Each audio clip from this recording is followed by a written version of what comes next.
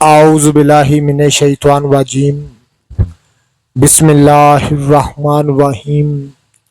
अल्लाहुम्मा सल्लि अला सय्यदिना मौलाना मुहम्मदिन व अला आलिहि व सहबिही व बारिक वसल्लम।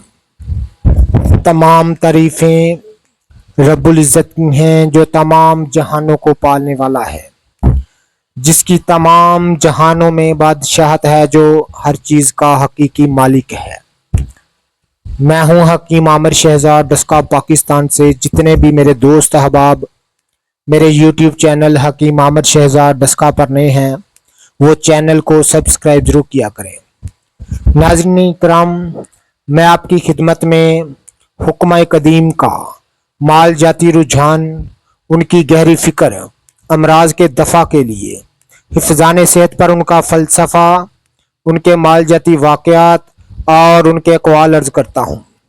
साहिबान कमाल के सीने के राज मैं आपकी खिदमत में अर्ज़ करता हूँ, जो कि असरार मख्फिया में से हैं और अजायब तिब से हैं। नाज़रीन किराम, आज एक अजायब तिब मैं आपकी खिदमत में अर्ज़ करना जा रहा हूँ, जो कि हाल ही में पेश आया है।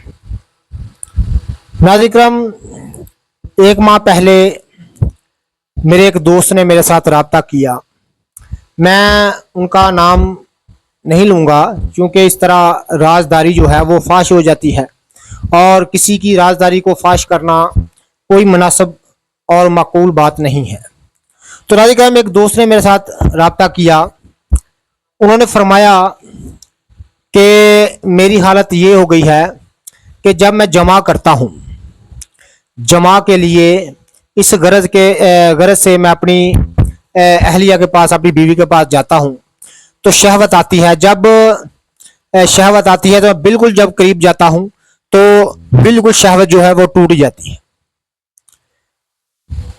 अज़्वे तनासल जो है बिल्कुल नीचे हो जाता है, और मैं जमा पर ज़रा भी कुदरत नहीं रखता। नाज़रीन किराम, इस बात को बताना जो है आपकी खिदमत में एक मकसद है। अगर किसी की समझ में बात आ गई, अगर किसी के काम ये बात आ गई, तो हमारा जो है वो मकसद पूरा हो जाएगा। अगर हमारी बात किसी की समझ में ना आए या ना समझ सके, तो नाज़रीन फिर इस वीडियो का मकसद फौत हो जाएगा। तो बात को ज़रा गौर से सुनिएगा, और तवज्जो, मेरी जो बात है आपकी तवज्जो तलब की मुंतज़र है। नाज़रीन, उसने ये मेरे दोस्त थे हमारे, या कुछ शख्स थे, तो उन्होंने कहा कि जब मैं दखूल बिल्कुल नहीं होता और बाहर ही फारग हो जाता है, यानी बाहर ही अनजाल हो जाता है। ये उन्होंने मुझे अपनी हालत बताई। मैंने सबसे पहले, चूंकि बात फ़ोन पर हो रही थी, तो सबसे पहले मैंने उनसे उनकी उम्र पूछी। तो उन्हें मुझे उम्र का जो बताया अपनी का, वो 40 साल के लगभग बताया।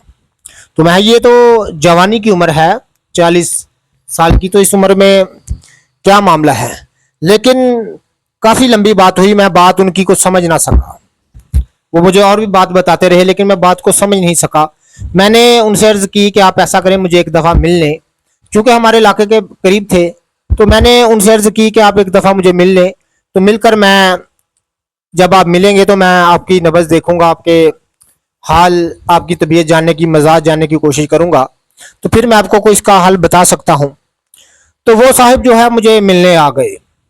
जब मेरे पास आए तो मैंने उनकी नब्ज़ देखी और उनका मजाज देखा। तो उनका मजाज जो था वो बलगमी था, और नब्ज़ जो थी काफ़ी सरी थी, तेज़ थी। तो उन्होंने मुझे फरमाया कि कब्ज़ का इंतहाई आर्ज़ा है, कब्ज़ रहती है। तो मैंने मुकम्मल उनका बागौर जब देखा उनको, तो मुझे यही समझ आया कि मादा मनविया बिल्कुल पतला हो चुका है। ये जो इनकी नामर्दी की जो किस्म है, ये मादा मनविया की पतली से, मादा मनविया के पतले होने से है।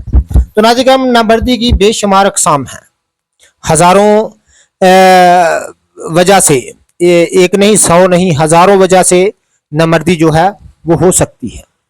जैसे दिमाग का कमज़ोर हो जाना, असाब का कमज़ोर हो जाना, दिल का कोई मर्ज लाहक हो जाना, मैदे का कोई मर्ज लाहक हो जाना, असाबी कोई मर्ज लाहक हो जाना, मौसम का रद्दो बदल हो जाना, गम और गुस्से की हालत, खुशी का आलम, ये तमाम चीज़ें जो हैं ये हजरत इंसान की जो है वो मर्दाना ताकत पर असरअंदाज होती हैं। तो ये एक मुसलमा हकीकत है जिससे नज़र नहीं चुराई जा सकती। तो नाज़िम, मैंने जब उनको देखा तो मैंने यही समझा कि ये मादा मनुया के पतलेपन से है। तो इंतहाई क़वाम जो है मादा मनुया का पतला हो चुका था। तो मैंने सबसे पहले उनको एक हल्का सा मुसल दिया, जलाब दिया उनको, ताकि इनकी आंतड़ियों में अगर कोई फासल मादे हैं तो वो खारिज हो जाएं और कब्ज़ की आदत छूट जाए। उसके बाद मुझे कहने लगे कि आप मुझे कोई दवा बताएं। मैंने दवा लेनी नहीं है, ये आजकल बहुत बड़ा मसला है। तो मुझे वो साहब फरमाने लगे कि आप मुझे कोई दुआ बताएं, तो मैं अगर अच्छा हो गया तो मैं आपकी खिदमत में हाजिर होकर आपकी खिदमत भी करूंगा, आपसे मिलूंगा भी। तो मैंने कहा आप मिलें या ना मिलें, खिदमत मेरी करें या ना करें, ये तो मेरा फ़र्ज़ है तो मैं आपको सही बात बता दूं। तो चलो चंद खुराकें मुसल की मैंने गोलियां जो थी आप सिया की उनको दे दी। तो मैंने कहा हर 4 दिन के बाद एक गोली खाते रहना ताकि तुम्हारी जो कब्ज़ काटता है वो दूर हो जाए। तो नाज़िम, जब भी आप इस बात को समझे तो ख़ास तौर पर कब्ज़ एक बहुत बड़ी अलामत है, इस मसले को पैदा करने वाली बहुत बड़ी एक वजह है। तो इस चीज़ को जब आप देखें तो कब्ज़ के बुनियादी असूल को ज़रूर देखा करें, कब्ज़ इस मरीज़ को नहीं होनी चाहिए। तो नाज़िम, मैंने अर्ज़ किया कि आप ऐसा करें कि असगंध की ताज़ा जड़ लें, दवा फरोशों से नहीं आपने खरीदनी, क्योंकि दवा फरोशों से जो आप खरीदेंगे हो सकता है वो सुगंध ना हो, या हो तो काफ़ी पुरानी हो, तो उसे खातर ख्वाह फ़ायदा नहीं होता। तो उन्होंने मुझे फरमाया कि हमारे इलाका में सुगंध के पौधे, अश्वगंधा के पौधे मिल जाते हैं, तो मैं उस बूटी को जानता हूँ। तो मैंने कहा ये तो बहुत बेहतर है।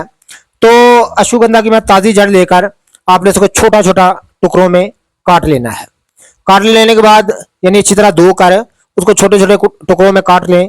काटने के बाद आपने उसको धूप में रख के खुशक कर लें। जब बिल्कुल खुशक हो जाए तो उसको किसी मशीन से या किसी चीज़ से या हवन दस्ते से जैसे भी उसको कूट कर बारीक सफूफ कर लें। बारीक सफूफ करने के बाद आपने जितनी असगंध का वज़न है उस हिसाब से उसमें आपने मिस्री कूजा शामिल कर लेनी है और डिब्बे में स्मार्ट रखना है। नाज़िम, 5 से 6 ग्राम सुबह, 5 से 6 ग्राम शाम को, यानी सुबह जब आप इस्तेमाल करें तो खाली पेट यानी नहार मुंह कोई भी चीज़ खाने से पहले 1 पाव या आधा किलो दूध, जितना आप पी सकें, 1 पाव दूध हो या जितना आप इस्तेमाल कर सकें, उससे आपने वो खा लेनी है। उसको फांक कर या चम्मच से मुंह में रख कर ऊपर से वो दूध पी लेना है।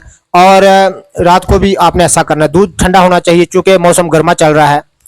तो उन साहब ने ऐसे ही किया, तो मेरी बात पर उन्होंने अमल किया। तो आज ही ये वाकया, ये बात बताने का मकसद ये है कि हमारे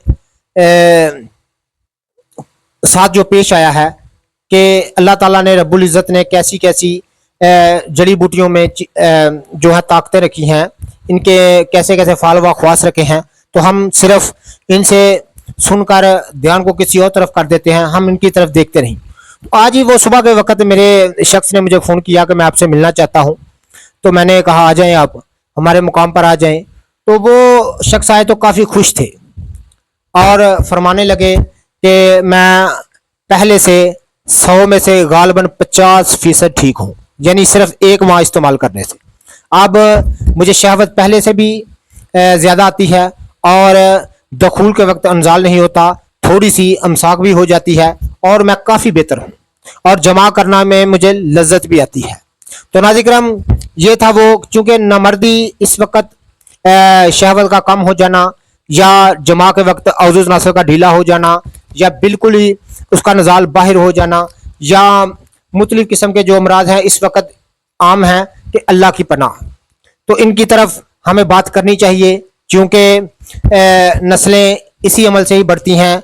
असबाब से असबाब मिलता है, यानी मर्द औरत से मिलता है तो नस्ल बढ़ती है। तो नाज़िम, ये रब्बुल इज़्ज़त के कानून हैं तो इसी चीज़ को हम चीज़ पर हमें बात करनी चाहिए, हज़ार बार करनी चाहिए, ताकि लोगों में इस बात का रुझान बढ़े और अपने इस जो मर्ज़ है, जो कि एक शर्मिंदगी वाली मर्ज़ है, जो कि वो किसी को बताने में भी जो है वो शर्म महसूस करेगा, या इस मर्ज़ को वो अपनी शर्मिंदगी महसूस करेगा।